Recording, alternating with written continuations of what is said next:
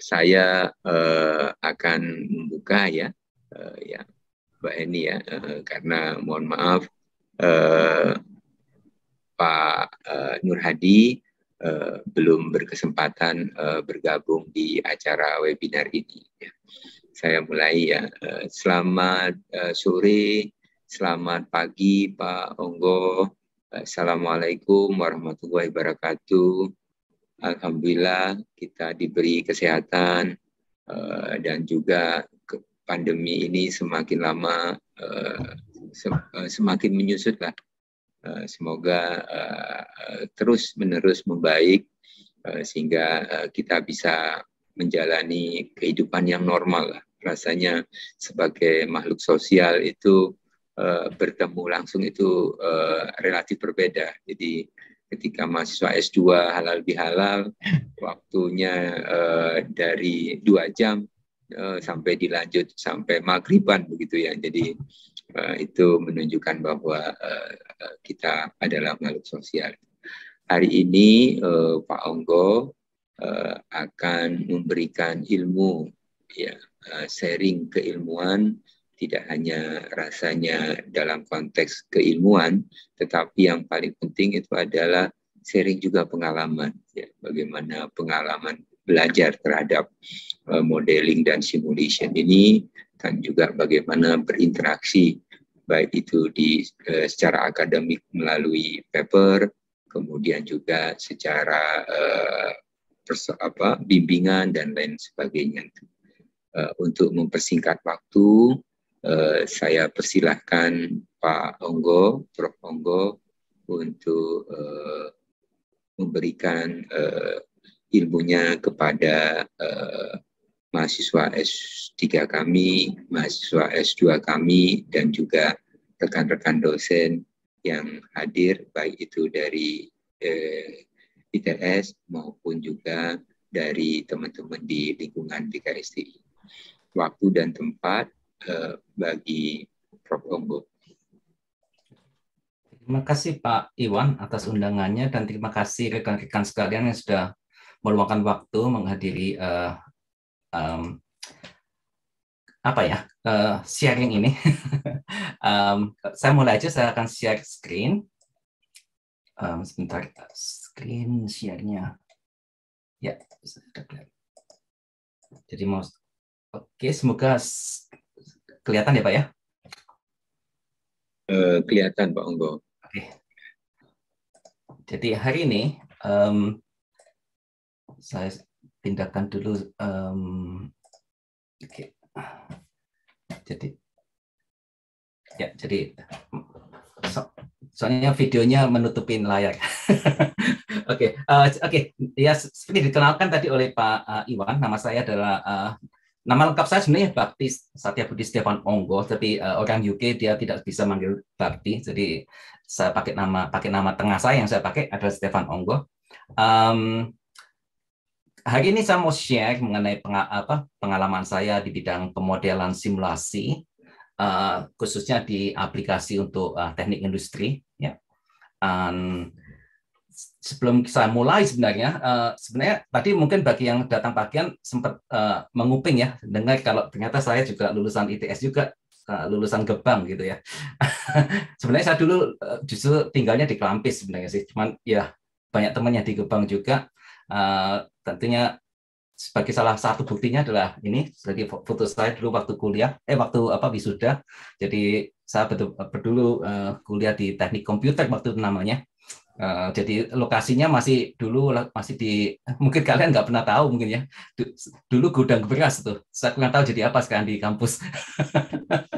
Jadi kita termasuk salah satu pionir gitu di teknik industri, di teknik komputer waktu itu. Oke, kita mulai aja. Jadi sebelum saya mulai, mungkin lebih enaknya saya jelaskan dulu simulasi itu apa gitu. Jadi untuk di teknik industri, saya rasa 4 metode simulasi yang paling banyak dipakai itu adalah Monte Carlo, System Dynamics, Agent Based, sama Discrete Event Simulations. Ya.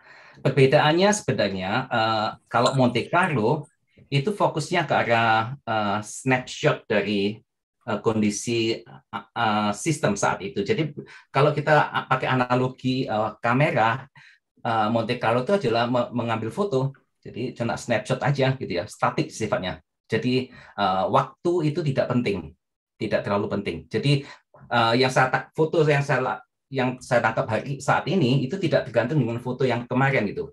Jadi intinya di situ. Jadi waktu itu tidak hasil state dari sistem yang saat ini tidak terpengaruh oleh state dari sistem yang lalu. Nah, untuk Monte Carlo umumnya tentunya ada untuk stokastik, nanti akan saya jelaskan. Artinya kita memodelkan uncertainty, ketidakpastian di lingkungan, di sistem itu kita modelkan juga di Monte Carlo. Nah, kalau sistem dynamics itu bedanya dengan Monte Carlo, dia ke arah dynamic, artinya dinamis, artinya kondisi state dari sistem saat ini itu tergantung dari state dari sistem sebelumnya. Ya, itulah disebutkan dinamis ya. Dan disebut continuous karena perubahannya itu continuous. Jadi setiap millisecond, setiap microsecond itu berubah terus. Jadi contoh nyata di lapangan itu misalkan adalah perpindahan panas di logam misalkan. Jadi kalau kita ada perpindahan panas di logam itu kan dia perpindahannya kan continuous kan, setiap millisecond berubah itu suhunya itu. Nah, itu yang disebut kita dinamis. Nah, beda yang discrete. Kalau discrete seperti agent based sama discrete event simulation kan dinamis tapi discrete. Nah, ini bedanya adalah saya pakai analogi aja lah supaya lebih mudah ya. Analoginya misalkan kalau lihat antrian di pompa bensin. Kalau antrian di pompa bensin kan state dari sistemnya itu misalkan aja jumlah antrian. Jumlah antrian itu nggak berubah setiap saat. Jumlah antrian itu hanya berubah kalau ada 2 event. Event pertama ada mobil yang datang. Kalau ada mobil datang maka jumlah antrian bertambah. Tapi kalau ada mobil keluar, jumlah antrian berkurang. Jadi cuma ada 2 event itu. Selama 2 event itu tidak jadi, maka jumlah antrian itu akan sama. Nah, itu yang disebutkan discrete. Jadi kita cuma melihat event tadi itu. Jadi itulah ciri khas dari agent based dengan discrete event. Ya. Nah, sistem dynamics itu umumnya adalah untuk deterministik. Awalnya memang didesain untuk deterministik. Ya. Walaupun dalam aplikasinya kita bisa aja sih memakai stokastik juga untuk sistem dynamics. Tapi umumnya dia didesain untuk deterministik. Ya. Untuk agent based dengan discrete event itu umumnya memang didesain untuk yang stokastik untuk memodelkan ketidakpastian di dunia nyata. Tapi juga tidak ada halangan untuk membuatnya sebagai deterministik. Misalkan aja kalau kita memodelkan sistem yang memang tingkat kepastiannya tinggi. Jadi misalkan aja di precision engineering ya. Jadi misalkan aja di membuat semiconductor gitu. Nah, itu kan sangat precise sekali itu. Variasi dari proses itu kecil sekali ya. Jadi dalam hal itu kita bisa asumsikan deterministik misalkan ya. Kita mulai satu persatu ya. Kita mulai dari Monte Carlo dulu yang paling mudah. Monte Carlo itu intinya adalah kita memakai random sampling ya untuk mengestimasi atau aproksimasi sebuah angka gitu ya, nilai yang sulit kalau mau dihitung secara matematis. Ya. Tapi untuk contoh kali ini kita pakai yang sederhana aja ya. Sebenarnya kalau contoh sederhana ini secara matematis gampang untuk diselesaikan. Cuma supaya intuisi kita bagus, kita pakai contoh yang sederhana aja. Misalkan seperti ini. HO itu adalah Humanitarian Organization ya. Jadi misalkan ya kalau ada bencana gitu ya. Bencana kan mereka butuh gitu. Kalau ada bencana, mereka butuh makanan misalkan atau butuh obat gitu ya. Nah, kan Humanitarian Organizations, organisasi kemanusiaan itu kan biasanya akan membantu gitu ya. Nah, untuk membantu mereka butuh kendaraan. Nah, untuk mendatangkan kendaraan itu misalkan aja mereka butuh waktu 2-12 jam untuk menyiapkan sebuah kendaraan gitu ya. Nah, kendaraan kan nggak cukup ya, harus ada yang mengemudi, harus ada yang membagikan barang nantinya. Jadi mereka juga butuh volunteers ya. Volunteers itu butuh waktu antara 2-24 jam untuk untuk menyiapkan mereka. Mereka juga punya kendaraan, punya volunteers, nggak punya barang yang dikirimkan juga nggak bisa juga kan. Jadi untuk menyiapkan barang-barang itu juga butuh waktu antara 2-24 jam. Nah, di sini kan kita bisa lihat ada uncertainty kan. Ada sebuah uncertainty karena ketidakpastian. Karena kan namanya volunteer kadang-kadang dapat, kadang-kadang nggak dapat kan, kadang-kadang cukup cepat, kadang-kadang nggak gitu ya. Jadi seperti itu kondisinya. Nah, sedang untuk perjalanan setelah merekanya siap, kita juga butuh perjalanan untuk mengirimkan dari lokasi warehouse gudang ke tempat bencana itu butuh waktu antara 6 sampai 24 jam. Karena kita nggak tahu kondisi jalannya seperti apa, rusaknya seperti apa. Nah, seperti itu. Jadi kita ada ketidakpastian. Tentunya kalau kita mau lihat, oke, kalau gitu kalau kita hitung, kita tertarik berapa lama mulai dari saat awal persiapan sampai barang tersebut sampai ke mereka yang membutuhkan itu butuh berapa waktu. Nah, kita mau estimasi berapa estimasinya. Nah, estimasinya itu berarti kan sebenarnya maksimum dari X1, X2 sama X3 kan. Yang paling lama mana nih? Kemudian ditambah X4. Jadi rumusnya seperti ini sebenarnya. Tentunya secara matematis mudah untuk menyelesaikannya, tapi kita coba kalau kita mau menyelesaikan ini secara Monte Carlo seperti apa? Ya, mudah, kita pakai Excel aja. Ya. Jadi kalau pakai Excel kita buat ya misalkan ini ya kolom apa baris kedua nih. Kita buat X1-nya berarti kan X1 kan tadi antara 2 sampai 12 jam kan? Jadi kita buat aja random between 2 sampai 12 jam. Kemudian untuk X2-nya random antara 2 sampai 24 jam. X3-nya random antara 2 sampai 24 jam. Kemudian X4-nya random antara 6 sampai 24 jam sesuai dengan slide yang lalu. Kemudian waktunya atau durasi itu adalah maksimum antara X1, X2, X3 ditambah X4. Ya inilah hasilnya. Jadi di sini estimasi pertama kita waktu sampel pertama, estimasi pertama kita dapatnya 42 jam. Nah, tentunya pengambilan keputusan dari satu sampel kan nggak valid kan ya.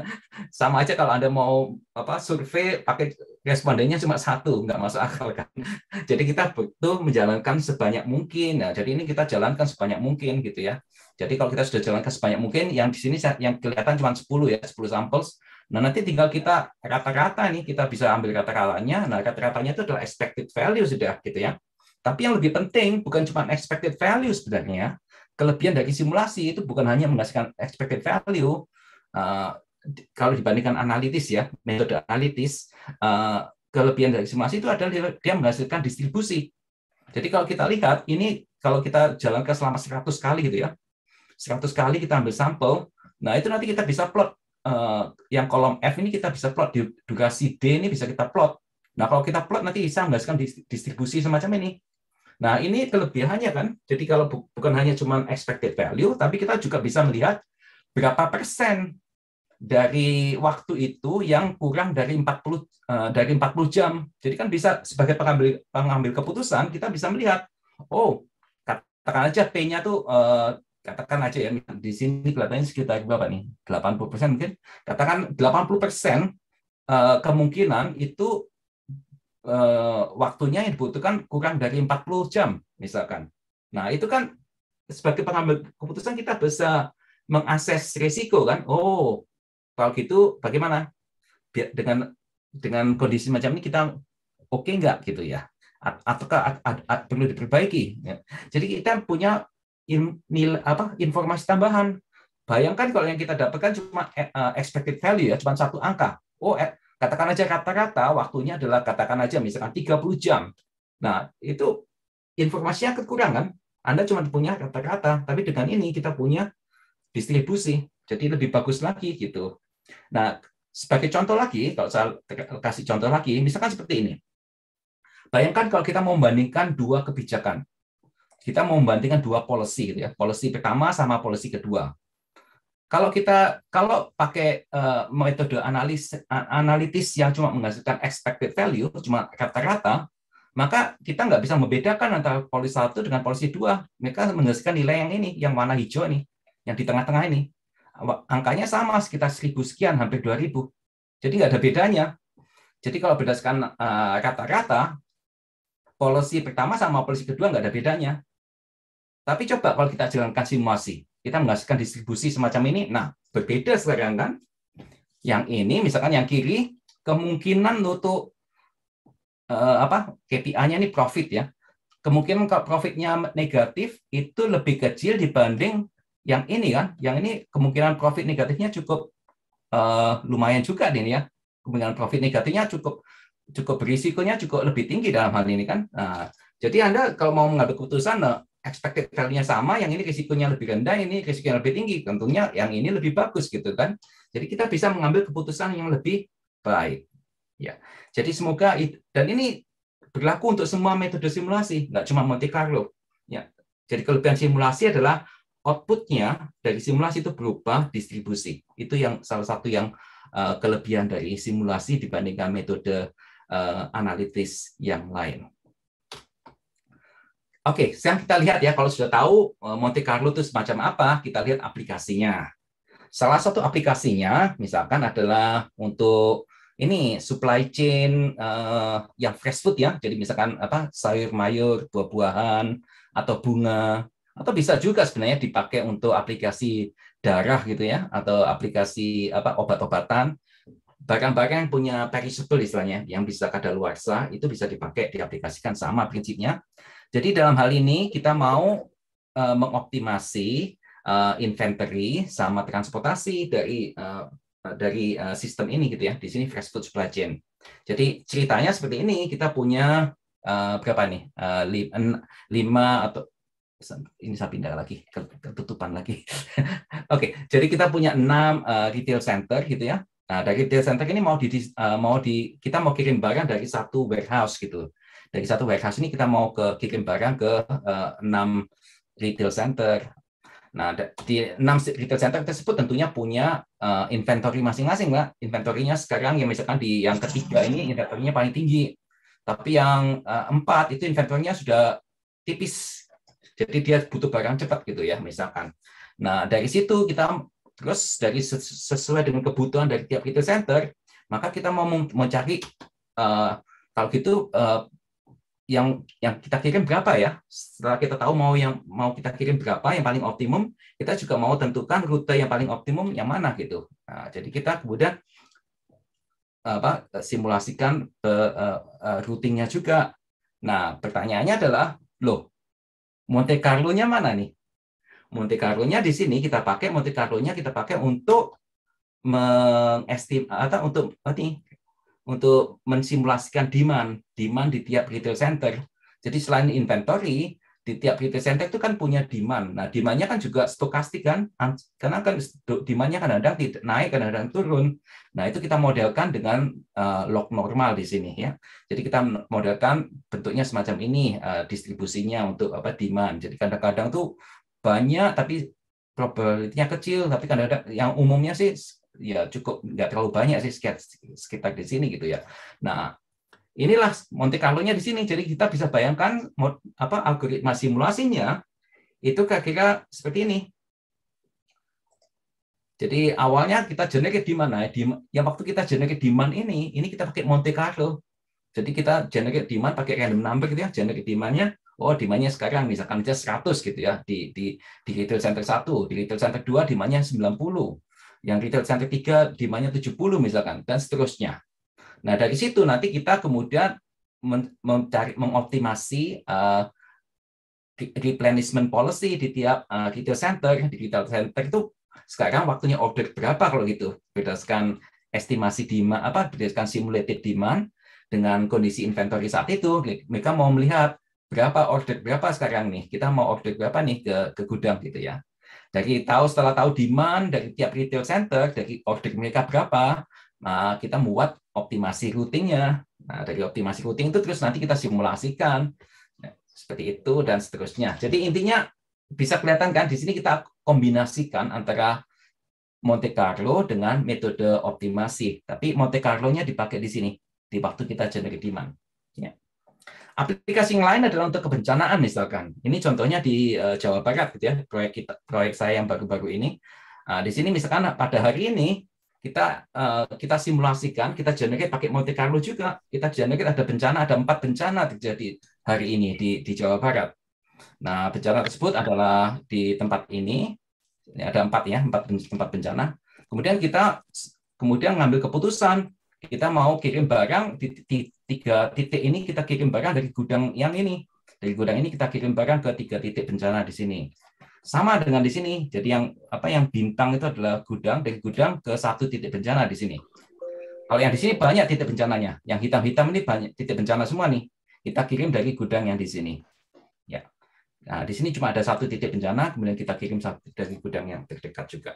Jadi kita lihat di sini, jadi Monte Carlo-nya juga sama. Monte Carlo-nya adalah waktu kita menghasilkan bencana ini. Jadi kalau dari data yang saya dapat dari BPBD di Jawa Barat, itu rata-rata tiap harinya sekitar 4 bencana di Jawa Barat dari tahun 2016 sampai 2021 ya, 2020. Jadi selama 5 tahun tuh rata-rata 4 bencana perharinya. Jadi kita simulasikan itu, dan untuk setiap bencana kita tahu probabilitas tertinggi bencana itu adalah kalau di Jawa Barat adalah tanah longsor. Nah, jadi kita juga buat Monte Carlo juga untuk mengenerate tipe bencananya, tanah longsor, banjir, kebakaran dan sebagainya. Kita juga pakai Monte Carlo di situ.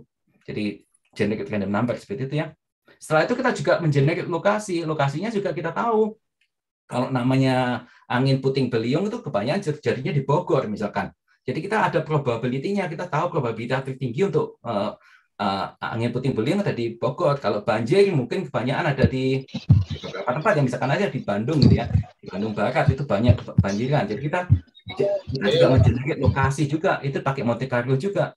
Jadi dari situ setelah kita mengenerate itu semua baru kita hitung jumlah refugee-nya, butuh demand-nya berapa, butuh bantuannya berapa. Di situ. Nah, kemudian kita lanjutkan dengan optimasi dan seterusnya. Jadi kita lihat, kita selalu kombinasikan antara Monte Carlo dengan metode pemodelan yang lain. Dalam hal ini adalah optimasi. Oke, semoga itu bisa jelas ya. Jadi itulah peran di Monte Carlo di sana.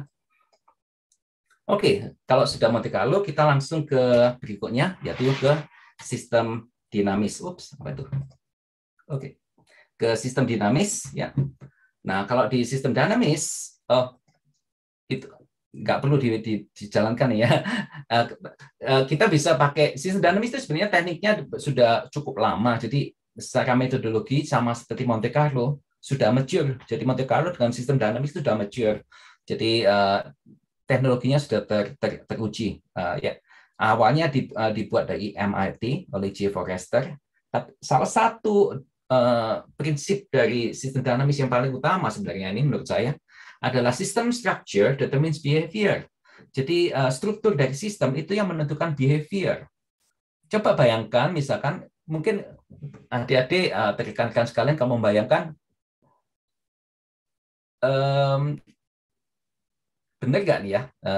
Coba tanya ke diri Anda sekalian bahwa desain sistem untuk insentif dengan hukuman itu akan mempengaruhi perilaku manusia enggak?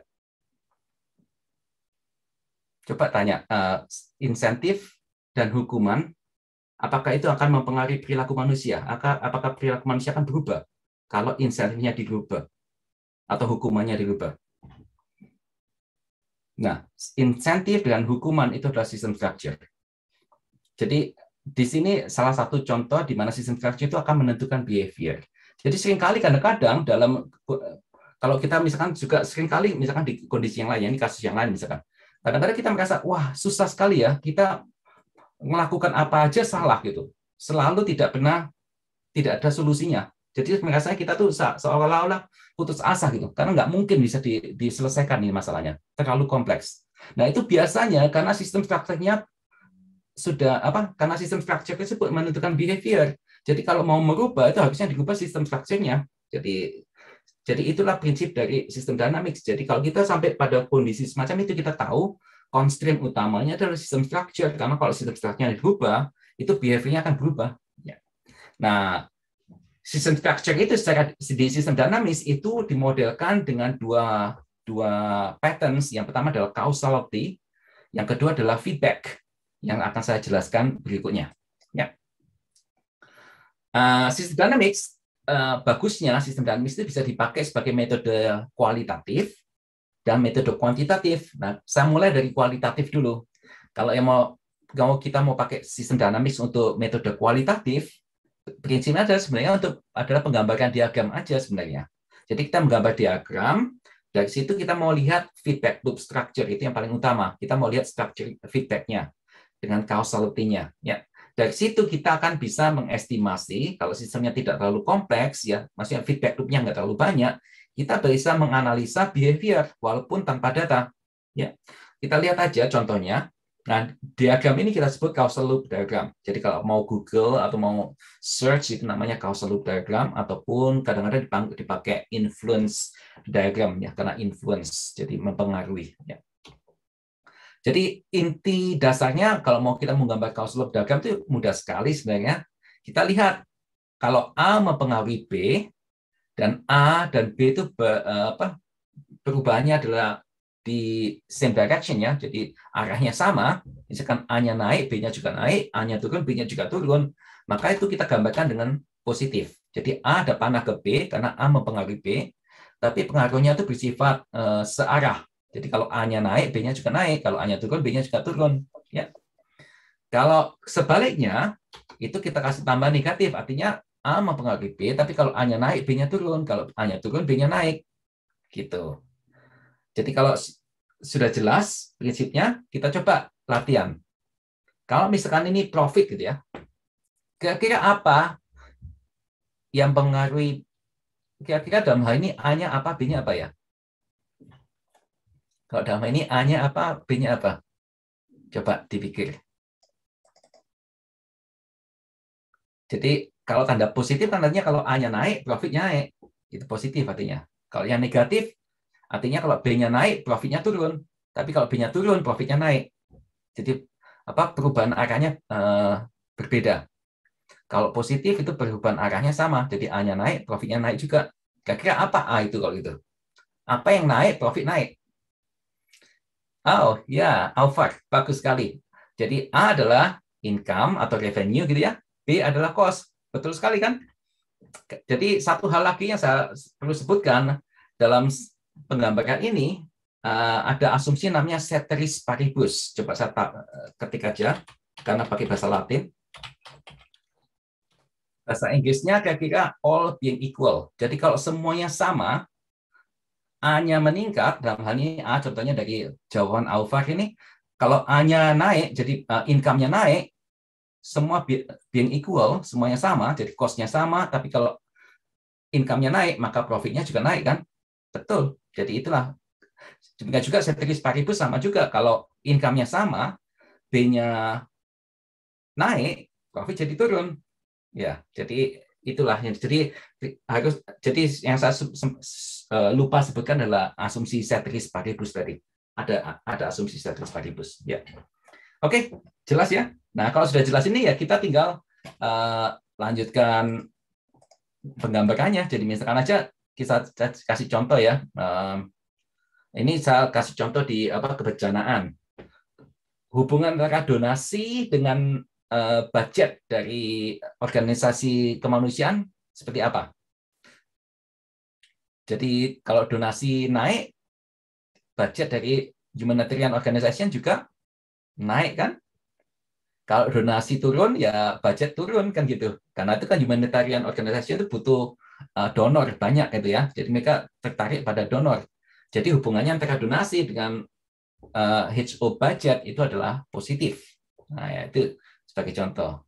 Oke, coba yang kedua.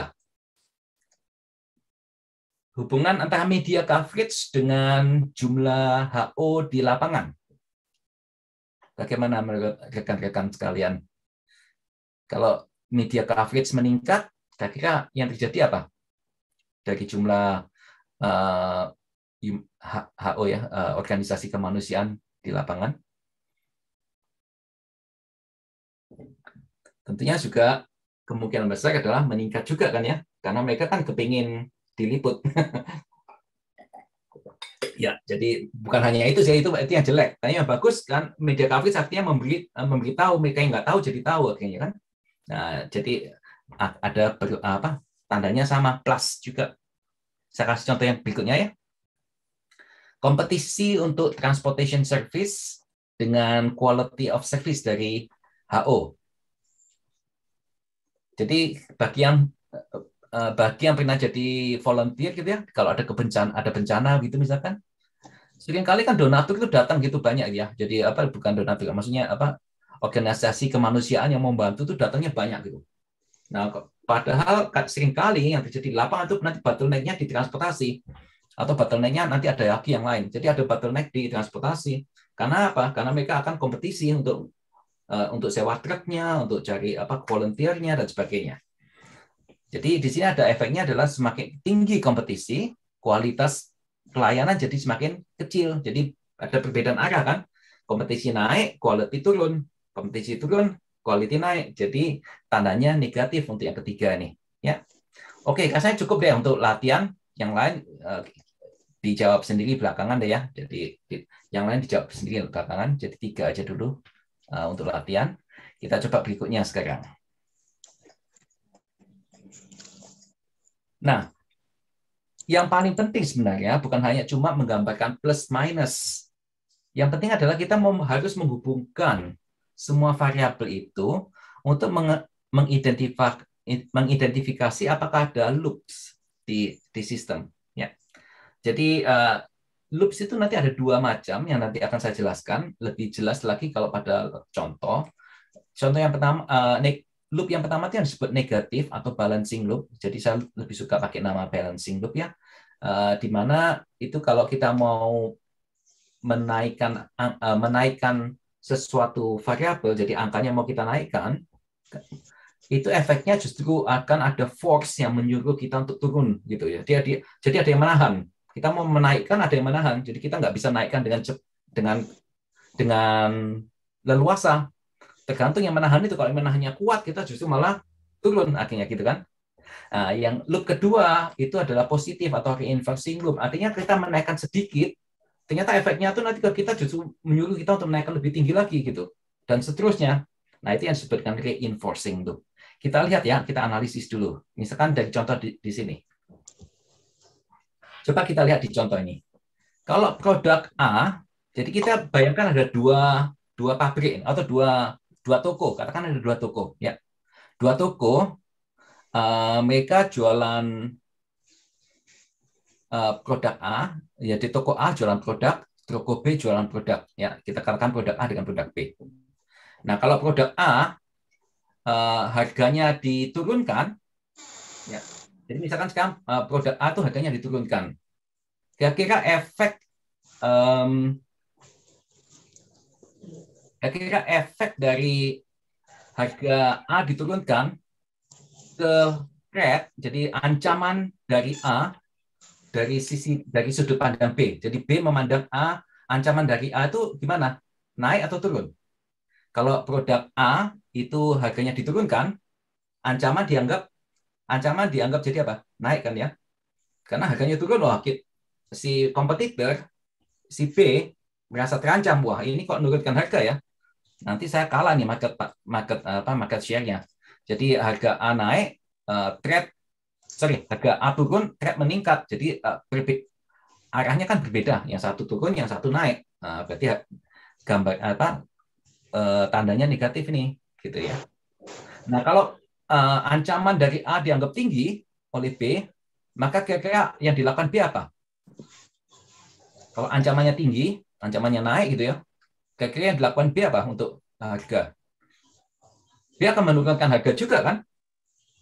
Jadi kalau ancaman tinggi naik, B akan menurunkan harga. Jadi berbeda lagi, ancaman naik, harga turun. Jadi ini tandanya juga negatif gitu ya. Tandanya negatif di sini ya. Demikian juga karena ini harganya turun, kemudian oleh A dianggap wah ancamannya terancam nih, A merasa terancam karena harganya turun kan, A merasa terancam. Jadi juga sama dengan tadi, tandanya negatif. Kemudian ini juga karena ancaman dianggap tinggi, A ya turunkan harga, karena ancamannya dianggap tinggi, jadi seperti yang tadi juga sama. Nah, kalau kita lihat ini kan ada loop ini. Ya, ada loop kan? Ini membentuk sebuah loop ini. Nah, kita analisa nih. Sekarang kita analisa coba. Kita awalnya kan dari produk A. Produk A kita menurunkan harga. Jadi kita menurunkan harga. Jadi awalnya kita mau menurunkan harga ya. Jadi menurunkan harga di sini. Awalnya kita mau menurunkan harga. Karena kita menurunkan harga, ancaman dianggap naik. Jadi ini akhirnya naik. Ancamannya dianggap tinggi, naik. Ancamannya naik, dia justru mengakibatkan B menurunkan harga. Ya. Karena B menurunkan harga, ancamannya dianggap naik juga oleh si A, ancaman dari B ini. Karena anggap naik ancamannya, maka A kan menurunkan harga lebih tinggi dalam lagi kan. Karena harganya makin turun, ancamannya justru dianggap makin tinggi lagi sekarang. Wah, jadi si B akhirnya turunkan harga lagi.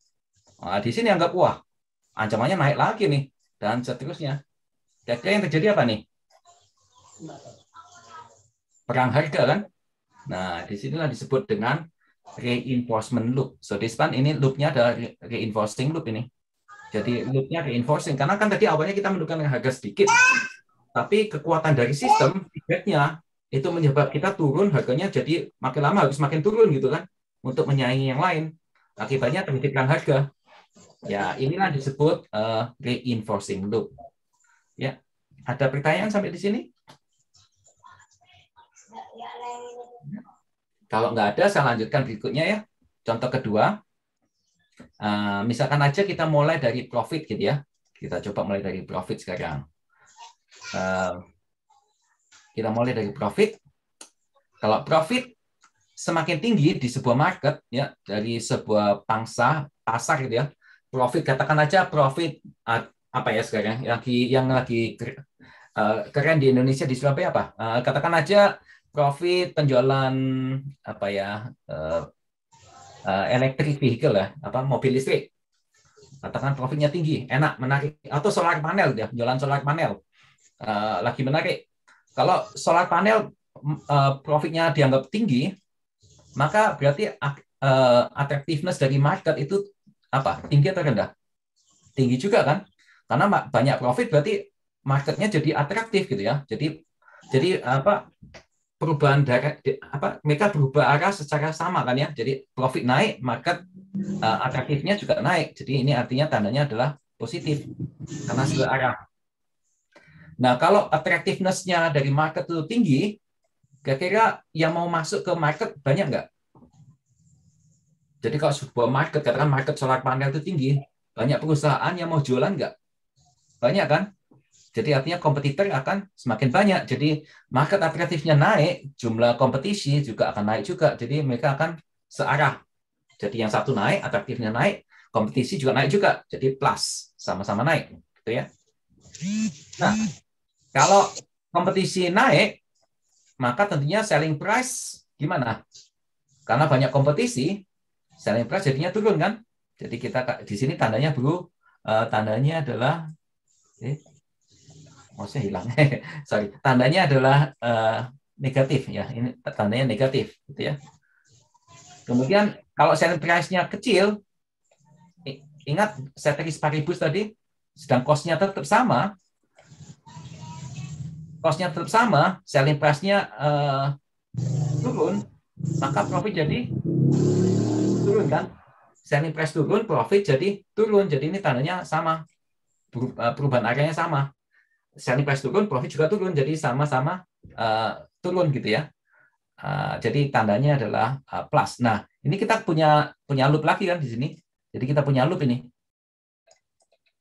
Punya loop. Nah, kalau kita analisa loop ini, kita analisa ya. Awalnya kan kita mau profit, kalau kan profitnya pertama adalah tinggi. Ya, profitnya itu tinggi gitu ya. Mungkin kita awalnya dari profitnya tinggi gitu ya. Dari profit tinggi, maka marketnya juga naik juga gitu kan ya. Kalau profitnya makin meningkat, market jadi makin atraktif. Karena market makin atraktif, maka jumlah kompetitor makin banyak, bertambah. Karena jumlah kompetitor bertambah, maka selling price jadi makin harus dikurangi kan gitu. Tapi kalau selling price dikurangi, maka sekarang profit juga akan berkurang. Nah, kita lihat ini. Ini kan balancing kan. Jadi awalnya kita mau menaikkan profit, efek dari action kita justru memaksa kita untuk menurunkan profit. Nah, ini yang disebut balancing. Jadi loop ini adalah bersifat loop balancing. Jadi berbeda dengan loop yang tadi. Kalau yang loop tadi adalah bersifat reinforcing. Kita melakukan sesuatu, malah kita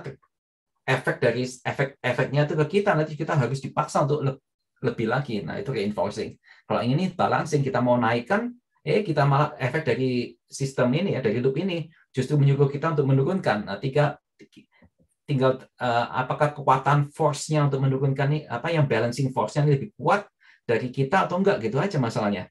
Kalau lebih kuat akhirnya kita kalah, harus menurunkan profitnya. Seperti itu. Jadi coba sudah cukup jelas ya. Semoga tuh bisa menjelaskan kualitatif. Jadi bagaimana kita memakai sistem dynamics untuk sebagai qualitative method. Jadi dari penjelasan saya tadi, kira-kira kan semoga Anda kan setuju dengan saya. Saya menyebutkan SD adalah arguably itu adalah tool yang terbaik untuk mensupport decisions yang membutuhkan kita to consider consider broad system boundary. Artinya kita yang mengikutkan sistem boundary yang sangat lebar. Yang penting adalah kita mau capture itu tadi tuh feedback loops tadi yang relevan ke problem kita. Jadi dengan adanya feedback loops tadi, maka kita bisa mengantisipasi possible unintended consequences seperti yang tadi itu contohnya. Kita mau menaikkan profit, efek sampingannya justru kita nggak bisa menaikkan profit seenaknya ternyata. Jadi itu adalah unintended consequences kan. Yang lain juga sama, kita tadinya maunya menaikkan harga gitu ya, karena kan kita mau meningkatkan profit, naikkan harga. Kita mau meningkatkan penjualan gitu ya, menurunkan harga gitu kan ya. Kelihatannya sih tindakan menurunkan harga awalnya tadinya kan innocent gitu ya, jadi nggak ada salahnya kan menurunkan harga dikit aja kok, nggak ada efeknya. Ternyata dari tadi analisa kita efeknya adalah cukup, tadinya menurunkan harga sedikit, akhirnya kita malah terpaksa harus menurunkan harga lebih jauh lagi gitu kan, makin lama makin banyak, jadinya malah jadi price war. Nah, jadi action yang tadinya yang istilahnya innocent gitu ya, nggak kelihatan bermasalah gitu, ternyata justru ada masalahnya nanti. Nah, itu bisa kita analisis dengan menganalisa tadi itu loop-nya tadi itu, apakah loop-nya positif atau loop-nya negatif, reinforcing atau balancing ya. Jadi causal loop diagram itu bagaimana membantu kita untuk mengetahui struktur dari sistem. Jadi kita bisa tahu loop-nya. Kalau saya sebut struktur dari sistem, kita tahu loop tadi itu. Ada loop-nya berapa aja nih. Nah, karena kita tahu loop, itu kita juga bisa menganalisa kalau saya mengubah sebuah policy, satu variabel itu saya naikkan atau turunkan, siapa saja yang kena efeknya. Efeknya juga nanti akan kembali ke kita kan. Kembalinya ke kita itu bisa reinforcing, bisa balancing. Yang saya sebutkan, yang sudah saya tunjukkan tadi di dua contohnya tadi. Ya. Oke. Kalau sudah jelas yang kualitatif, kalau nggak ada pertanyaan, saya teruskan yang kuantitatif sekarang. Ya, ada pertanyaan? Nggak usah takut ya kalau mau tanya ya. Oke, kalau nggak ada, kita lanjutkan aja yang kuantitatif. Untuk yang kuantitatif, itu paling mudah membayangkannya sebagai analogi, itu pakai bak air. Jadi kalau kita bayangkan ada bak air jadi kita lihat gini, policy maker atau decision maker itu tugasnya adalah menjaga ketinggian air di setiap bak itu tingginya harus sekian. Jadi tugas mereka sebagai pengambil keputusan itu adalah mengambil keputusan sedemikian rupa supaya level air di tiap bak itu adalah sekian, gitu ya. Nah, pengambil keputusan itu bisa mengubah level dari air di bak itu dengan dua keputusan. Keputusan pertama adalah valve, jadi air yang masuk, yang mengatur air masuk, dengan valve yang sink, yang mengatur air keluar, gitu kan ya. Kalau yang ini kita buka, kerannya kita buka, maka tentunya air di dalam bak akan meningkat. Tapi kalau yang sink-nya, yang keluar itu lebih besar daripada yang masuk, maka airnya di bak akan berkurang. Jadi policy maker itu punya dua policy ini, jadi dua decision ini yang dipakai untuk mengatur air di dalam bak. Nah, tentunya pengambilan keputusan semacam ini sangat mudah kalau baknya cuma satu. Ya, kalau baknya cuma satu cukup mudah, tapi kalau baknya sudah dua, sedikit lebih kompleks kan. Misalkan aja di baknya sini airnya harus setengah, yang bak di sini airnya harus seperempat. Nah, mikir kan? Nah, terus ini dibuka seberapa, ini dibuka seberapa, ini dibuka seberapa. Kalau awalnya sama-sama kosong. Nah, bingung kan? Mikir kan? Itu artinya sudah mulai agak kompleks kan problemnya. Bayangkan kalau baknya nggak cuma dua, tapi baknya jadi berapa? 10 atau 5. Nah, tambah pusing lagi kan. Jadi disitulah. Jadi di sini kita bisa melihat tools ini bisa berguna kalau bugnya sudah banyak sekali. Jadi ingat pengambilan keputusannya itu adalah di valve-nya di sini. Berapa yang dibuka? Kerannya itu dibuka berapa? Itu adalah keputusan yang harus diambil oleh pengambil keputusan. Ya, yang mau dikontrol itu loh jumlah air di dalam setiap bak. Di bak ini kita sebut stok gitu ya. Stok seperti di inventory. Jadi jumlah air di dalam bak ini yang kita mau atur gitu ya.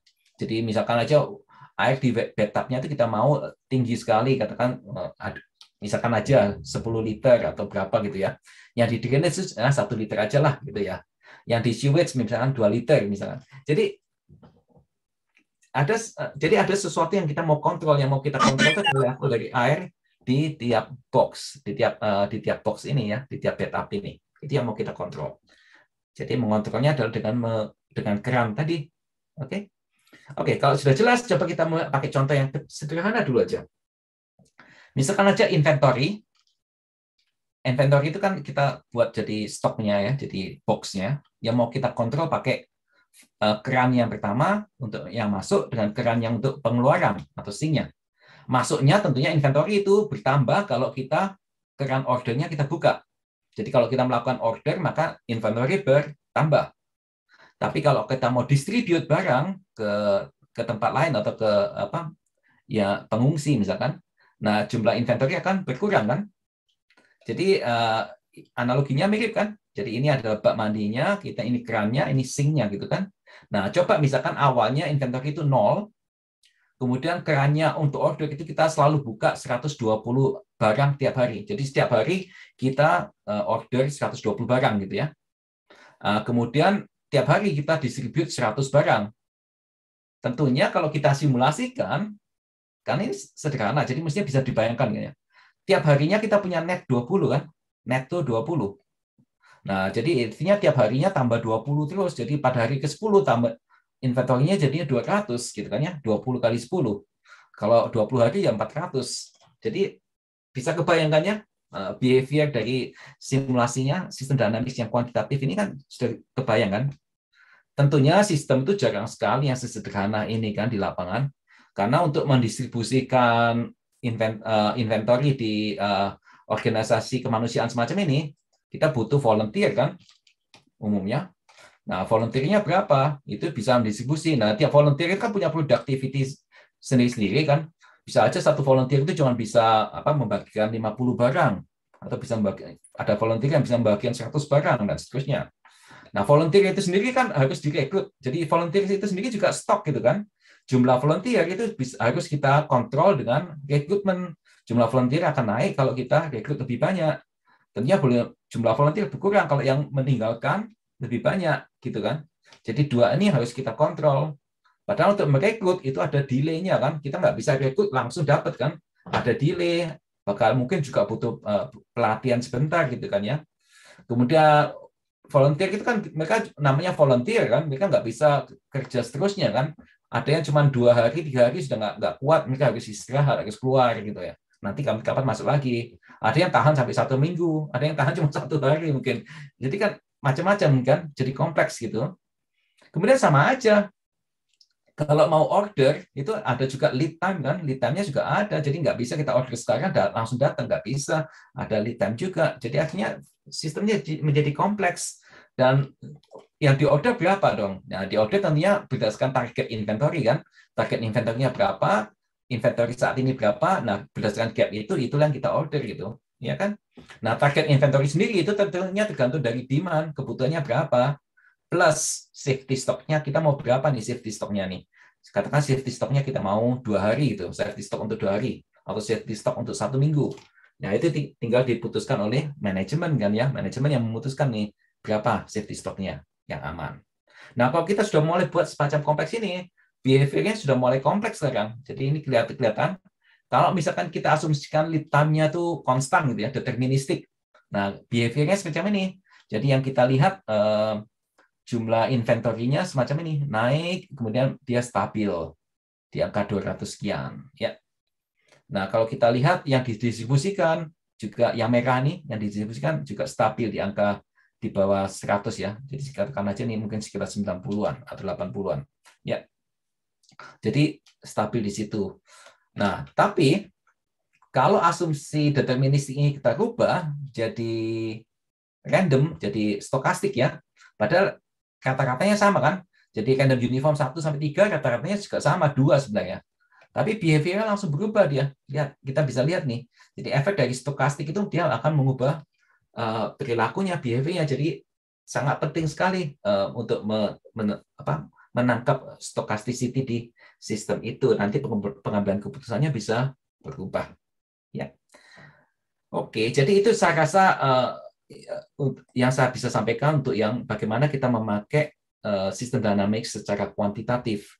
Jadi bedanya dengan kualitatif. Kalau kualitatif tadi kita nggak butuh angka kan, kita nggak butuh data. Tapi untuk kuantitatif kita butuh angka, kita butuh data. Jadi seperti yang tadi itu di model ini di model semacam ini kita akan butuh tahu demand-nya berapa, kan harus dimasukkan kan. Jadi Anda butuh angka, Anda butuh data mengenai demand. Lead time, Anda butuh data mengenai lead time. Ya. Inventory coverage, Anda butuh data, Anda harus tanya ke pengambil keputusan inventory coverage-nya, safety stock-nya berapa, harus tanya kan. Data volunteer untuk rekrutmen itu butuh delay-nya berapa, Anda butuh data juga. Average durasi untuk volunteering itu berapa, itu Anda butuh data juga kan. Jadi kita butuh data untuk yang kuantitatif karena harus dimasukkan di model nantinya. Oke. Nah, kalau modelnya semacam ini, kira-kira keputusan apa yang bisa disupport? Kalau Anda punya buat simulasi ya, model simulasi macam ini, Anda sebagai manajer gitu, katakan Anda manajer yang di organisasi kemanusiaan ini, Anda manajernya yang menangani inventory ini. Kira-kira model semacam ini bisa dipakai untuk membantu pengambilan keputusan macam apa?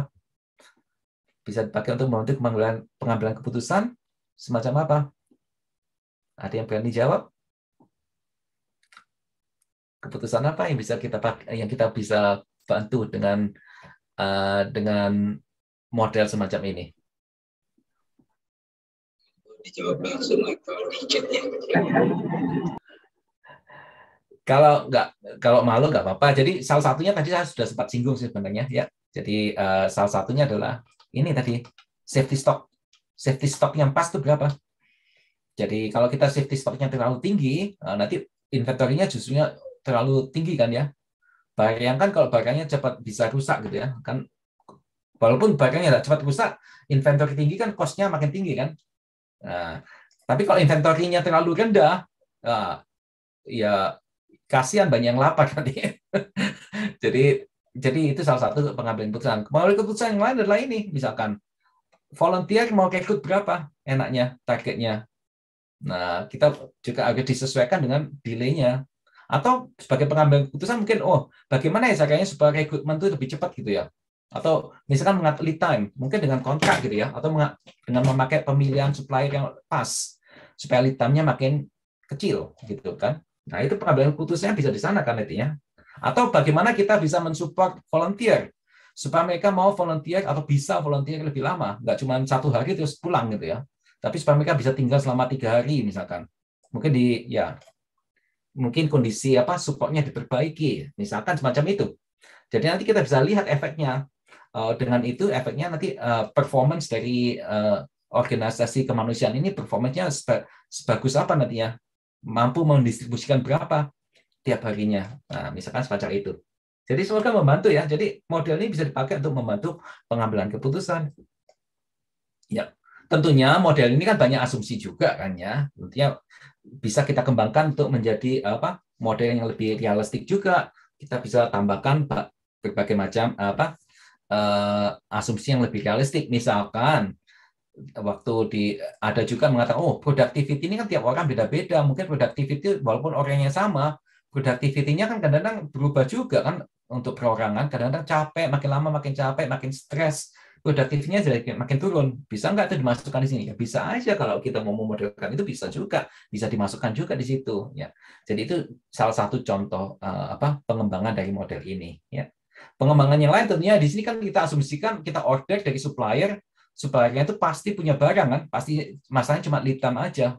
Padahal kenyataan di lapangan kadang-kadang supplier itu juga nggak punya barang kan gitu. Jadi mereka juga perlu mengadakan gitu ya, procurement kan, mereka juga harus procure barang juga, misalkan semacam itu. Jadi Anda mau menambah scope modelnya dengan dengan memasukkan supplier juga di sini. Di model ini kita asumsikan supplier selalu punya barang. Masalahnya cuma lead time aja. Ya. Jadi kita bisa tambahkan itu. Oke. Oke, kalau sudah jelas, yang saya sengaja memang tidak mau tampilkan di depan, sebenarnya behind the scene, pada saat Anda menggambar stok semacam ini, itu secara tidak langsung Anda sudah menggambarkan suatu persamaan diferensial kan ya. Sebenarnya nambah, misalkan di model semacam ini model untuk epidemik ya, tapi bukan untuk COVID nih, untuk epidemik yang lain. Karena untuk COVID kan ada itu kan asimptomatik sama asimptomatik kan. Model ini mereka selalu, ini model ini cuma simptomatik aja. Nah, di sini jumlah orang yang recover itu adalah sebenarnya dengan menggambarkan semacam ini, itu Anda sebenarnya sudah menggambarkan persamaan differential equation yang seperti ini sebenarnya. Jadi kan jumlah recover over DT over time itu sama aja dengan recovery rate. Sama juga yang ini, number of infectious people over time itu sama aja dengan infection rate dikurangi recovery rate. Sama aja dengan stok yang ini juga sama.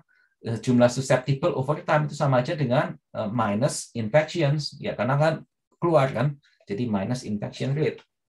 Nah itu sebenarnya sistem dynamics tool itu, software yang kita pakai untuk sistem dynamics itu sebenarnya menghasilkan solusi dari persamaan diferensial yang ini tadi.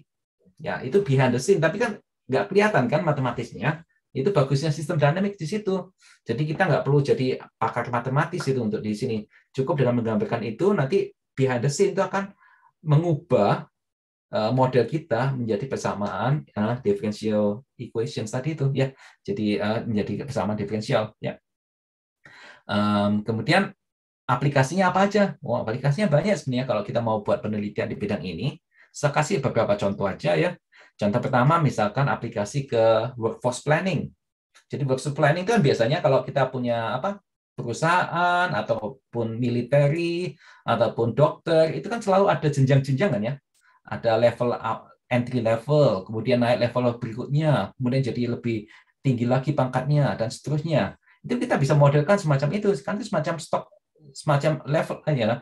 Dari ini naik pangkat menjadi ini, dari ini naik pangkat menjadi ini. Nah, keran yang mengatur ini adalah keran ini kan.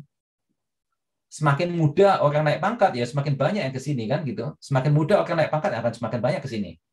Nah, dari sini orang juga bisa langsung keluar gitu kan. Dia nggak mau neruskan, dia keluar ke perusahaan yang lain gitu kan. Nah, ini kerannya juga yang ngatur di sini. Yang bagaimana caranya supaya orang nggak keluar terlalu cepat gitu ya. Jadi tentunya dibuat kekerasan di perusahaan kan. Jadi supaya dia naik ke level berikutnya bukannya keluar gitu kan. Juga bisa kita rekrut langsung kan ya, rekrut masuk ke entry level, ada yang bisa rekrut langsung masuk ke entry level kedua, bisa ke level kedua, level ketiga dan seterusnya. Jadi kita bisa modelkan itu buat workforce planning. Nah nanti tentunya kita mau membandingkan antara policy yang satu dengan policy yang lain nantinya. Misalkan policy rekrutmen yang berbeda, policy untuk membuat pegawai kekerasan di dalam perusahaan yang berbeda. Insentifnya apa saja. Nah, itu nanti kita bisa bandingkan. Misalkan di sini kita bandingkan antara ini, kalau ini sampai salah, maka jumlah pegawai justru turun.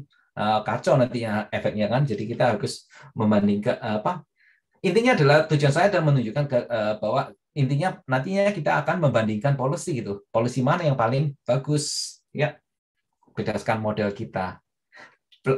Aplikasi yang lain juga sama, ini untuk sustainable tourism misalkan.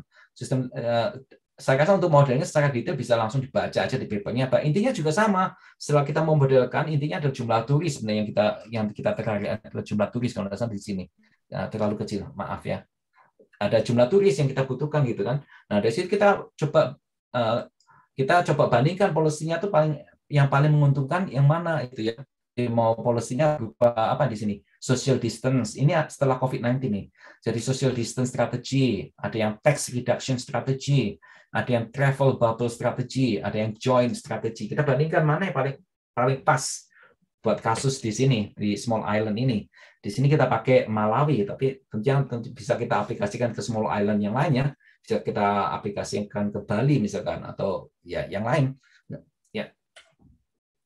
Oke, kita coba yang berikutnya sekarang. Kalau sudah jelas agent base, sistem dynamic, kita coba ke agent base sekarang. Ya, ada pertanyaan sebelum kita meneruskan ke agent base? Sam, waktu masih ada ya Pak ya? Masih Pak, lagi 15 menit sebelum kita lanjutkan. Oke. 15 menit. Tunggu.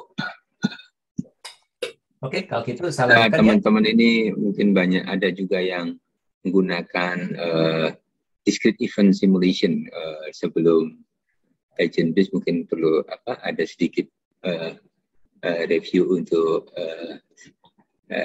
discrete event-nya, betul. Oke. Kalau gitu saya ke discrete event aja dulu ya, lebih enak. Oke, sebentar. Keep. No, discrete. Ya. Jadi saya coba ke discrete event dulu aja deh. Ya. Ya, discrete event. Ya. Biar enak. Jadi discrete event sekarang. Nah, kalau discrete event itu kan intinya berbeda dengan sistem dynamics, kita memandang dunia itu sebagai jaringan antrian. Jadi di mana-mana kita lihat itu semuanya antrian gitu ya. Jadi yang kita modelkan itu adalah entities. Entities itu bisa berupa customer, barang, pasien ya. Jadi ada satu entity ya yang berjalan gitu melalui series of activities, jadi masuk ke aktivitas 1, aktivitas 2, aktivitas 3, dan seterusnya. Nah, setiap kali mau masuk ke sebuah aktivitas, mereka harus antri dulu, karena harus ada yang melayani kan. Yang melayani ini kalau masih belum siap, masih melayani yang lain, maka dia harus ngantri dulu. Dan seterusnya sampai entity ini nanti meninggalkan sistemnya. Itu yang kita trace satu persatu. Simulasi semacam ini yang kita sebut discrete event. Nah, di sini ya seperti saya sudah singgung di awal tadi, kita tidak peduli dengan everything gitu ya. Ini kita peduli itu cuma event yang paling penting apa di sistem ini. Untuk antrian itu event yang paling penting adalah entity datang dengan entity keluar gitu kan, entity dilayani. Jadi kalau ada entity datang maka antrian bertambah, kalau entity sudah mulai dilayani maka antrian berkurang gitu kan. Jadi karena itu kita sebut discrete event. Jadi kita pentingkan eventnya, dan event itu terjadi di setiap discrete point of time. Jadi nggak selalu continuous gitu ya. Nah, aplikasinya banyak sekali sebenarnya. Di mana kita melihat antrian, maka langsung otomatis kita bisa lihat itu discrete event. Antrian yang salah satu antrian sering kita alami ya, pasti banyak deh di antara kalian pernah mengalami, adalah telepon kan. Kalau kita mau telepon service center gitu ya, jadi customer service gitu ya, mau telepon customer service, wah kadang-kadang ngantri kan. Nah, ini contohnya juga sama, tapi ini customer service untuk yang emergency service ya. Jadi lebih parah lagi gitu ya kalau sampai ngantrinya terlalu lama. Jadi misalkan kalau kita mau telepon polisi atau ambulan atau pemadam kebakaran, itu kan harus telepon. Nah, teleponnya kan nanti ada yang menerima kan. Nah, ini nanti kalau jumlah yang menerima nggak banyak, tentunya telepon bisa ngantri. Padahal ini sudah ada orang nggodok-godok pintu mau masuk rumah gitu kan kacau gitu. Jadi kalaupun sudah jumlah radio operatornya banyak, mereka juga harus informasi ke polisi gitu kan untuk datang kan. Nah, polisi ini untuk datang, kalau polisinya nggak banyak, polisinya sedang melayani yang lain, tentunya nggak bisa langsung datang kan, harus ngantri juga kan. Jadi job tadi atau tas tadi harus ngantri nunggu polisinya ada. Sama juga ambulans misalkan, kalau butuh ambulansnya masih melayani yang lain ya juga harus ngantri akhirnya kan, baru bisa sampai ke publik yang membutuhkan tadi. Jadi kita bisa lihat kan, jadi ada antrian yang pertama di sini, ada antrian lagi kedua di sini gitu. Jadi itu yang bisa kita simulasikan. Nah, model simulasinya sebenarnya bisa semacam ini. Kita bisa lihat nih ada banyak nih antriannya. Ya, jadi kita bisa lihat. Jadi prosesnya kalau ini saya lebih detail lagi karena ini ada masalah jalan tol. Jadi jalan tol kan ada polisinya juga di Inggris ini konteks Inggris ini soalnya. Kemudian ada juga yang macam-macam, ada telepon untuk polisi itu juga ada 2 level juga, telepon yang emergency yang 999 gitu ya, ada yang telepon yang bukan emergency gitu. Jadi itu juga ada beda juga gitu ya. Oke, kemudian yang lain juga yang bisa lihat tuh di rumah sakit kan. Rumah sakit itu kan sering kita lihat antrian. Nah, itu juga sama. Dimanapun kita bisa melihat antrian, di situ kita bisa aplikasikan discrete event simulation itu seperti di situ gitu. Jadi kita selalu modelkan berbentuk antrian ya.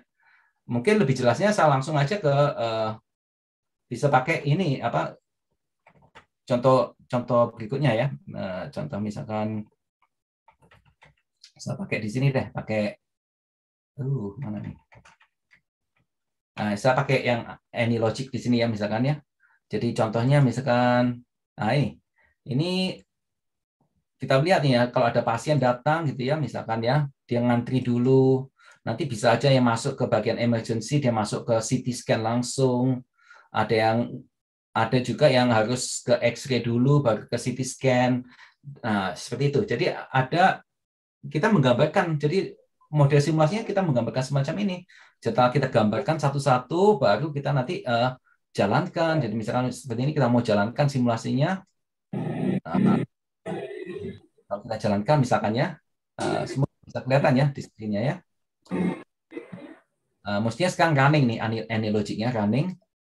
Kemudian kita bisa lihat, kalau kita lihat modelnya, kita bisa lihat nih, ada berapa pasien yang sekarang lagi ngantri di sini, ada berapa pasien yang sekarang lagi di CT scan dan sebagainya. Itu bisa kelihatan dari sini. Ya. So ini adalah contoh discrete event simulasi. Ini kita mensimulasikan ini proyek baru masih belum selesai untuk penanganan kanker paru-paru di UK. Oke, jadi mungkin dengan itu saya kembali lagi ke presentasi. Kembali kita ke agent base gitu ya. Kalau itu yang discrete event, sekarang ke agent base yang terakhir. Kalau agent base itu modelnya kita memodelkan agent, jadi kita memodelkan pengambil keputusan. Itu yang kita modelkan. Siapa pengambil keputusannya? Kita modelkan. Jadi fokusnya ke arah pemodelan behavior dari orang tersebut. Dan agent itu bukan hanya orang saja ya. Agent itu bisa aja berupa orang, jelas. Paling banyak dipakai orang memang. Karena kita tertarik untuk memodelkan behavior tadi. Jadi kita awal tadi waktu ngobrol dengan Pak Iwan awal-awal itu saya tertarik dengan model sosial itu karena kita mau memodelkan behavior dari manusia. Dari situ nanti kita akan estimasi efeknya ke sistem itu seperti apa. Kalau manusianya berperilaku semacam ini, mereka berinteraksi dengan satu sama lain, efek dari interaksi itu apa di sistem. Ya. Jadi agen bisa juga berupa kendaraan sebenarnya. Kita bisa mensimulasikan kendaraan sebagai agen. Kita juga bisa mensimulasikan living things ya, makhluk hidup sebagai agen. Makhluk hidup bukan manusia. Kemudian juga bahkan benda mati pun bisa kita simulasikan juga. Ya. Organisasi itu juga bisa kita simulasikan. Jadi agen itu bisa saja berupa organisasi, ya, bisa berupa negara juga. Oke. Nah, aplikasi dari agent based simulation itu ada dua sebenarnya. Yang pertama itu yang paling mudah itu kalau kita tahu perilaku individual. Jadi individual itu bisa berupa manusia atau bisa berupa organisasi misalkan ya. Kalau kita bisa tahu perilaku individual, jadi kita memodelkan semua perilaku individual, kemudian kita taruh mereka jadi satu gitu ya, buat mereka interaksi. Nah kita mau tahu efeknya di tingkat sistem itu apa? Bagaimana efeknya di tingkat sistem? Yang aplikasi kedua itu yang lebih sulit tapi sebenarnya lebih menarik gitu ya. Kalau kita tahu perilaku di tingkat sistem semacam apa, misalkan ini ada saya kasih contoh bullwhip effect ya. Kita lihat ada bullwhip effect nih. Nah, kita mau tahu perilaku individual yang mana yang mengakibatkan ini. Nah, itu adalah aplikasi yang kedua. Nah, saya kasih contoh untuk aplikasi pertama. Contohnya nih yang pernah sempat saya buat untuk Komisi Eropa gitu ya. Mereka mau mendesain kenaikan pangkat yang baru waktu itu. Jadi mereka mau tahu, mereka mau simulasikan untuk setiap official, setiap staff di Komisi Eropa, kita mau simulasikan pakai appraisal system yang lama dengan appraisal system yang baru, itu nanti efeknya seperti apa? Berapa banyak orang yang naik pangkat, dan distribusi kepangkatan itu seperti apa? Nah, efeknya ke budget apa? Karena kan budget kan kalau semuanya di tingkat atas, gajinya tinggi-tinggi semua, budgetnya kan tinggi. Nah, itu. Jadi ada efek di budget juga gitu ya. Jadi mereka harus tahu budgetnya berapa yang harus dipakai, estimasi budgetnya. Nah, ini kan kita mensimulasikan individual kan. Jadi perilaku dari setiap staff, performance dari setiap staff. Nah, mau kita lihat efeknya di tingkat Komisi Eropa seperti apa. Nah, itu yang kita simulasikan. Jadi ini adalah salah satu contoh yang tadi, yang pertama. Ya. Contoh yang sama, itu juga sama. Kalau kita tahu perilaku individual, itu nanti misalkan orang tuh nggak mau pakai masker, orang tuh nggak mau social distancing. Efeknya di tingkat sistem tentunya adalah spread dari disease ya, di infeksi di tingkat sistem, di tingkat populasi itu seperti apa. Nah itu, misalkan ini yang bandingkan antara biru dan merah. Yang merah ini mereka nggak mau menjalankan prosedur kesehatan. Ya, sedang yang biru ini kalau mereka mau menjalankan prosedur kesehatan, nah, itu efeknya ada bedanya gitu ya. Untuk yang aplikasi yang kedua, yang tadi itu contoh kasusnya adalah yang saya pakai dengan PhD saya. Itu di kasus di Pengalengan di Jawa Barat. Waktu itu kita tahu dari data dari tingkat sistem kita tahu ada penurunan produksi susu di Pengalengan waktu itu. Nah, kemudian kita cari data dengan main game dengan petani atau dengan survei misalkan ya. Kita akhirnya menghipotesakan mungkin salah satu dari perilaku ini, dari 3 perilaku ini yang menjelaskan penurunan ini gitu ya.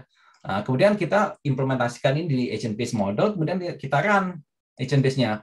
Oh, ternyata bisa mereplikasi. Jadi kita akhirnya semakin confidence kan.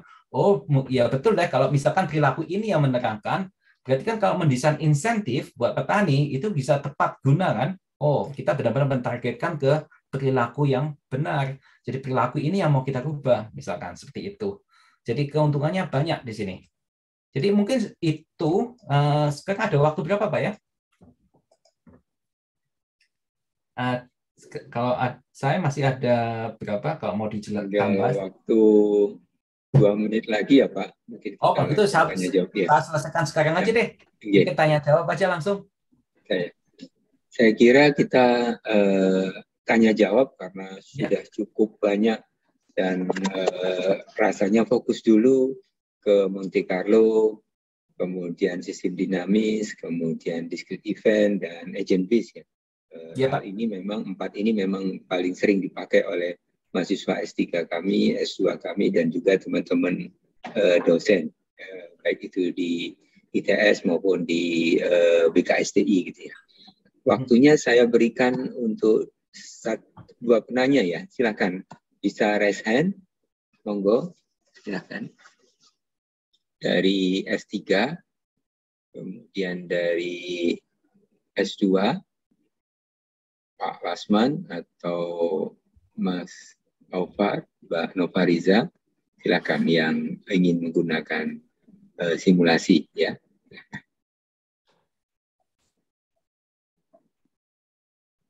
Monggo, Mas Fajar, waktunya cukup pendek ya karena nanti harusnya 16.30 ini Pak Ongko mungkin perlu ada kegiatan lain ya.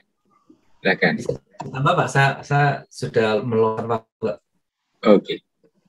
Ya. Kalau memang ada yang mau tanya sih. Iya. Harusnya ada pertanyaan. Monggo, silahkan Pak bisa ini perlihatkan ininya. Betul. Monggo Pak Lasman. Pak Lasman ini dari mahasiswa S3 kami Pak. Monggo Pak Lasman. Terima kasih untuk kesempatan yang diberikan, Pak. Terima kasih untuk materi pembelajaran yang sudah disampaikan.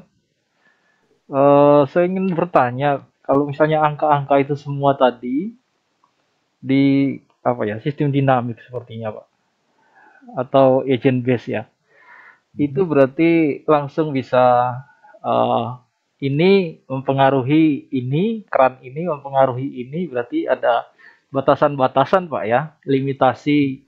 Tadi misalnya keran baknya masih kosong, berarti kan berjalan waktu dia akan naik gitu ya, berarti itu fungsi ini kan Pak ya, fungsi diferensial ya Pak ya. Sehingga dengan demikian itu bisa dalam perjalanan waktu berarti ada muncul sebuah model begitu ya Pak ya. Pattern mungkin ya. Oh gitu. Ya. Karena modelnya, karena yang tadi kita hasilkan dengan model, jadi modelnya sudah ada. Kita jalankan pola perilaku. Oke, oke. Ya, dalam disertasi saya itu saya seperti ingin menanyakan ini loh Pak, apa namanya, kapan eh ini Pak, kapan eh, kerusakan peralatan akan terjadi? Oke.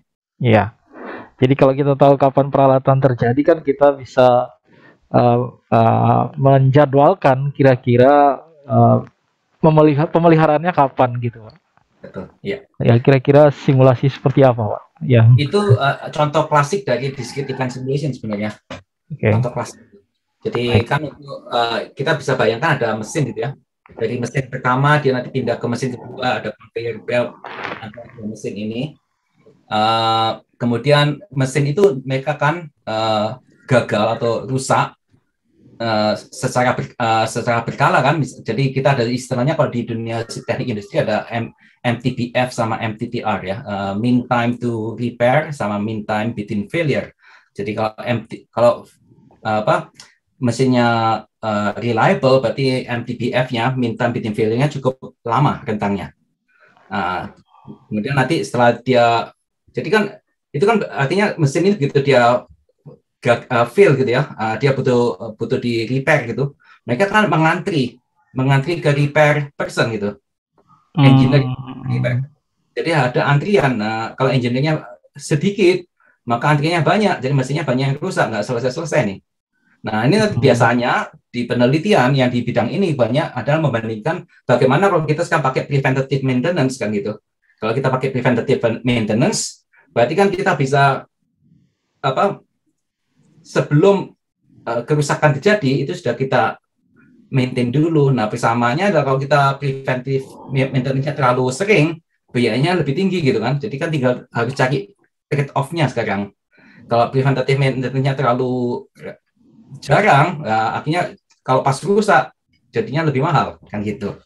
Ya. Jadi itu menurut saya itu adalah contoh klasik dari discrete event simulation. Walaupun sebenarnya bisa juga dimodelkan secara agent based simulation juga kalau kita memandang mesin itu sebagai agent, bisa juga. Baik, baik Pak. Terima kasih Pak. Ya, Jadi sama-sama.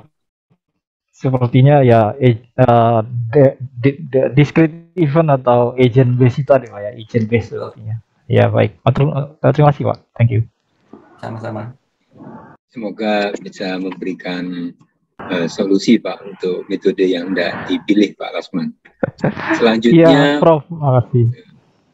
Selanjutnya untuk penanya kedua, saya persilahkan dari mahasiswa S2, Pak Nur mungkin, Mbak Nova yang ambil simulasi ya, silakan.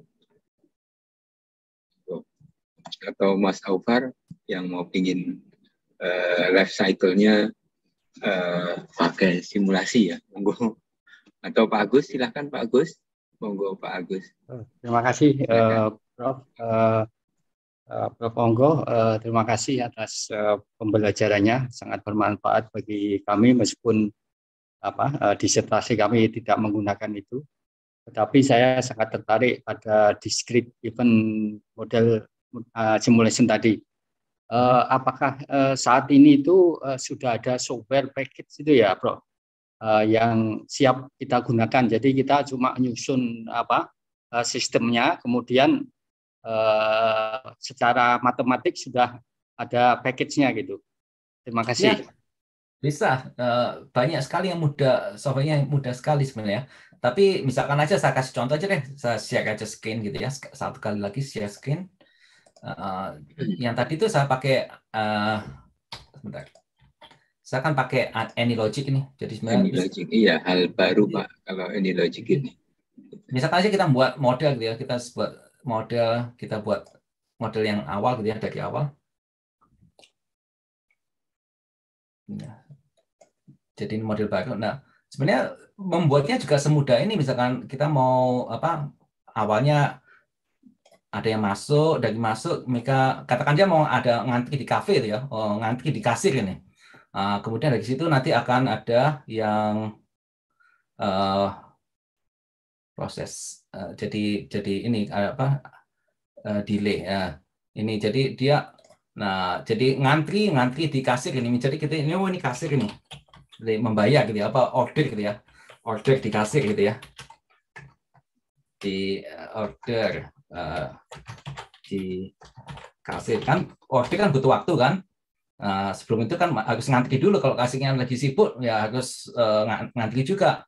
Nah, nanti dari sini ngantri lagi kan, habis dari kasir kan ada ngantri apa baristanya mungkin ya. Kalau ada yang apa baristanya lagi nyiapkan kopi gitu ya.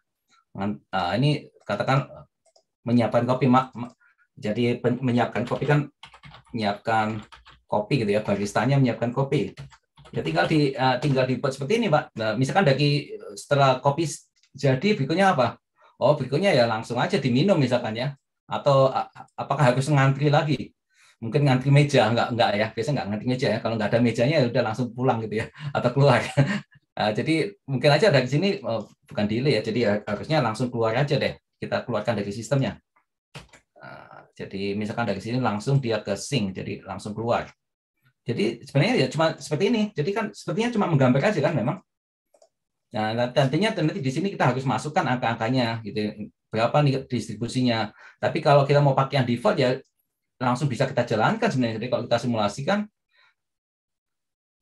ya bisa langsung kita jalankan kalau mau. Jadi misalkan di sini kita langsung jalankan. Ya dia bisa kelihatan di sini kan sudah mulai jalan ya, ada berapa nih. Ada satu lagi ngantri, ada satu lagi dilayani kasir, ada satu lagi menyiapkan kopi. Ini ada 14 yang sudah selesai dilayani. Bisa langsung kelihatan. Jadi ya seperti itu. Jadi ya segampang itu sebenarnya kalau mau dibuat gampang. Tapi tentunya tergantung dari sistemnya, makin kompleks ya makin lama kita buatnya, modelnya jadi makin kompleks kan, jadi butuh waktu. Tapi kalau sistemnya sederhana ya secepat itu, 1 hari selesai. Ya, terima kasih Prof. Onggo. Pak Onggo, kita juga fokusnya itu banyak ke fancy Mbak Onggo kalau untuk softwarenya itu. Kalau menurut Pak Onggo ini kebetulan kami juga ingin memberikan pengadaan ya untuk teman-teman mahasiswa dan S3. Kalau menurut Pak Onggo, keunggulan daripada software yang bisa kita pakai untuk discrete event dan juga mungkin ke agent base-nya itu yang mana ya yang mungkin Prof. Onggo rekomendasikan ke kami? Tergantung Pak. Jadi kalau memang mau pakai, kalau tidak masalah memakai software yang berbeda, itu software yang paling bagus buat sistem dinamis yang paling mudah dan paling murah itu ya tentunya Vensim. Kalau untuk discrete event simulations itu yang paling mudah sebenarnya menurut saya mungkin software semacam Simulate atau Witness gitu ya, paling mudah untuk discrete event simulations ya. Tapi kalau agent base itu yang paling mudah menurut kebanyakan orang itu NetLogo. NetLogo itu paling mudah gitu. Tapi kalau mau butuh tools yang bisa semuanya, nah itu AnyLogic yang paling mapan gitu ya. Tapi saingannya sudah mulai banyak sekarang, sudah mulai ada Simulate, sudah mulai bisa semua agent base. Jadi saingannya sudah mulai ada sekarang. Tapi yang paling dulu, yang sudah maju duluan itu memang AnyLogic gitu. Dan AnyLogic kemudian untuk mengatasi saingan ini, mereka ngasih versi PLE gratis kan Pak, kita bisa pakai versi PLE gratis untuk edukasi. Cuman nggak enaknya AnyLogic itu kalau yang nggak biasa programming itu mungkin agak kesulitan sedikit karena kan banyak bahasa Jawanya Pak, Java. Pakai Java sedikit gitu. Sedang yang lain itu nggak banyak pemrogramannya, jadi cuma tinggal menggambar aja. Terima kasih Prof. Onggo. Ada pertanyaan lagi yang terakhir ini. Onggo, Pak Andika mungkin ingin bertanya. Silakan ya dari rekan-rekan dosen BKSDI. Onggo, silakan. Saya boleh Mbak bertanya? Mega, Bu Mega, iya saya lihat sudah karena profesornya ke arah sistem dinamis, jadi bau-baunya ke sistem dinamis kelihatannya Prof. Onggo. Monggo, Bu Mega. Ya, baik, terima kasih. Terima kasih Prof. Onggo atas materinya, sangat menarik sekali. Saya sampai bingung mau nyatetnya ini Prof. Saking banyaknya yang ingin saya record gitu. Nah, tadi Kan ada ada rekamannya kan? Gimana Prof? Ada rekamannya kan, direkam ini. Oh iya. Iya. Jadi tadi itu ada discrete event simulation sama agent based modeling gitu Prof. Kira-kira itu yang kira-kira nanti akan saya gunakan. Nah, untuk discrete event simulation itu kan ada istilah entity begitu, kemudian untuk agent based itu ada istilah agent. Nah, yang saya masih bingung itu Prof, apa sih bedanya antara entity sama agent? Nah, tadi itu sempat saya dengarkan bahwa agent itu adalah decision maker-nya gitu nggih, Prof. Tapi saya pikir ketika mendengarkan itu, saya pikir itu mestinya dia adalah manusia begitu, tapi ternyata contohnya bisa barang, bisa kemudian tadi ada bisa hewan, bisa benda dan seterusnya, sehingga saya bingung balik. Jadi apa ya antara entitas sama agent itu bedanya apa begitu kira-kira Prof. Matur nuwun. Pertanyaan sangat bagus sekali. Jawabannya mudah sekali kalau tanyanya itu 20 tahun yang lalu. Kalau 20 tahun yang lalu, itu jawabnya gampang sekali karena agent itu aktif, sedang entity itu pasif. Jadi kalau di discrete event simulation itu fokusnya ke proses. Jadi entity itu ditarik oleh mesin-mesin atau ditarik oleh aktivitas. Jadi yang aktif itu adalah aktivitasnya dengan prosesnya. Jadi discrete event simulation itu di masa lalu itu adalah proses view. Jadi memandangnya dari sisi proses. Jadi centralized. Jadi sangat centralized ke arah proses. Jadi semuanya tuh entity itu semua sifatnya pasif. Entity itu nggak berjalan kalau nggak ditarik oleh mesin gitu ya. Jadi atau oleh dokter, kalau dia nggak narik ya pasiennya nunggu terus gitu. Sampai ini selesai dia narik dari antrian. Kalau sudah ditarik dari antrian dia akan masuk gitu ya. Nah, kalau agent itu sifatnya aktif, mereka nggak akan nunggu, mereka tuh selalu mencari. Oke, mana yang kosong dulu, jalan dulu. Jadi mereka punya pengambilan keputusan. Jadi di waktu kita memodelkan itu nanti harus ada pengambilan keputusan di agent itu. Nah itu bisa pakai benda mati karena benda mati pun sekarang mereka benda mati pun sudah banyak yang punya otak sekarang kan. Jadi misalkan aja robot gitu ya atau drone gitu ya. Mereka kita bisa ada sensor sekarang. Jadi mereka juga sudah mulai bisa aktif juga. Jadi bisa kita mainkan di situ.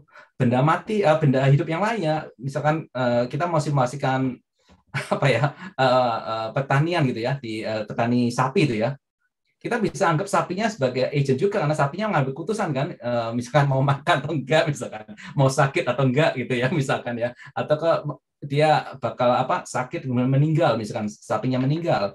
Nah itu kan juga harus kita simulasikan seolah-olah sapinya mengambil keputusan gitu sama. Nah tapi pertanyaan ini jadi penting sekali, bagus sekali kalau masa sekarang itu software itu sudah semakin canggih gitu. Artinya apa? Software yang tadinya didesain untuk discrete event simulations itu entity-nya sekarang juga bisa pinter juga. Jadi sebenarnya mereka tuh nggak pakai entity lagi seperti AnyLogic misalnya. Entity-nya itu nggak dipakai lagi, itu sudah langsung agent. Jadi agent-nya itu jalan itu di antrian tuh. Jadi yang mengantri itu agent bukan entity lagi. Karena itu AnyLogic itu bisa menggabungkan antara agent based dengan discrete event dengan cara semacam itu. Jadi agent base-nya itu bisa mengambil keputusan, mesinnya juga bisa mengambil keputusan. Jadi mereka bisa berinteraksi. Jadi pertanyaan yang sangat bagus sekali. Jawabannya adalah mau jawaban akademis atau praktis. Secara praktis sudah nggak ada bedanya. Secara akademis bedanya tadi itu. Yang satu pasif, yang satu aktif. Ya, silakan pilih sendiri. Kalau saya sih terserah. Yang penting bisa. Kalau AnyLogic bisa menggabungkan dua itu ya Pak ya? Bisa. Saya ada contohnya sebenarnya. Bisa menggabungkan itu. Oh ya, baik. Terima kasih Prof. Stephen atas penjelasannya. Jadi jangan khawatir dengan atas perbedaannya, yang penting bisa pakai aja. Ya, jadi sebenarnya sama. Sudah perbedaannya sangat blur sekarang, sudah hampir nggak ada bedanya. Mungkin beberapa rekan akademisi mereka sekarang mengatakan oke, kalau itu jangan dibilang entity deh, dibilang apa istilahnya dia bilangnya. Saya lupa deh sekarang istilahnya. biasalah akademis kadang-kadang kan mainnya apa seringnya dialog debat definisi. Oke deh. Ya, baik, terima kasih Prof. Terima kasih, saya kira menarik, rasanya tidak akan habis ya ilmu itu yang perlu kita kembangkan ya. Jadi rasanya ke depan semester depan kita perlu mengundang Pak Prof. Onggo lagi ya mengenai masalah bagaimana kombinasi antara discrete event dengan agent based gitu ya. Dan kita coba mulai belajar mengenai AnyLogic. Dan AnyLogic ini saya kira yang paling bagus Prof. Onggo, tapi kami memiliki kelemahan ini teman-teman yang ada di industrial engineering jarang minum kopi Java, jadi kurang paham mengenai program ini. Jadi sukanya masih kopi Gayo gitu. Nah ini harus dibiasakan, harus kembali ke habitatnya untuk menyukai kopi Jawa sendiri ya. Jadi saya kira itu ya, insya Allah nanti kita akan mau berlanjut. Membantu, saya sudah membuat 3 video di YouTube untuk tutorial mengenai AnyLogic. Jadi bisa di Google YouTube saya, channel saya. Saya ada 3 video mengenai tutorial Introduction to Agent-Based Simulation using AnyLogic. Semoga membantu. Terima kasih Prof. Onggo. Saya kira ilmu di YouTube itu nanti akan sangat berharga. Saya juga penasaran ini melihat tampilannya AnyLogic kok kayaknya cukup powerful ya. Jadi kefleksibelannya itu ternyata justru menjadi kekuatan powerfulnya dari AnyLogic itu. Mohon maaf sekali lagi karena waktu sudah pada akhirnya. Semoga apa yang kita lakukan bersama dapat memberikan kemanfaatan insight kita, tidak hanya untuk kepentingan mengakhiri tesis kita, mengakhiri disertasi kita, tetapi yang tidak kalah pentingnya itu kita harus sama-sama bersemangat seperti Prof. Onggo untuk melakukan kontribusi ya, sehingga sampai masalah sosial pun kita harus juga pecahkan itu.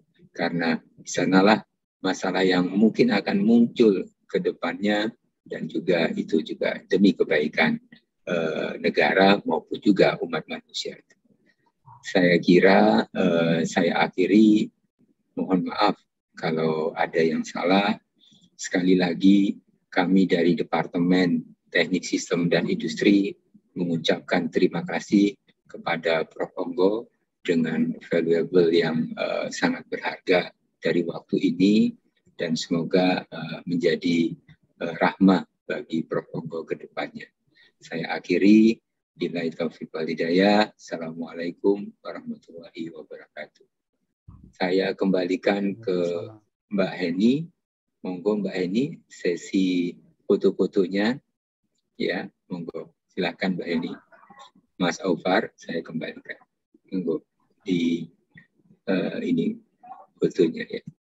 Terima kasih Prof. Iwan, Pak Onggo. Mari Bapak Ibu, kameranya dinyalakan terlebih dahulu untuk saya ambil gambar.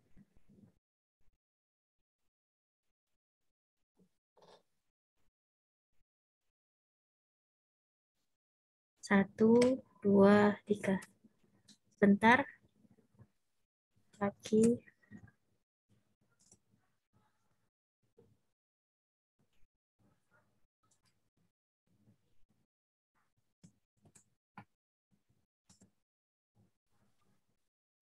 Selanjutnya 1, 2, 3.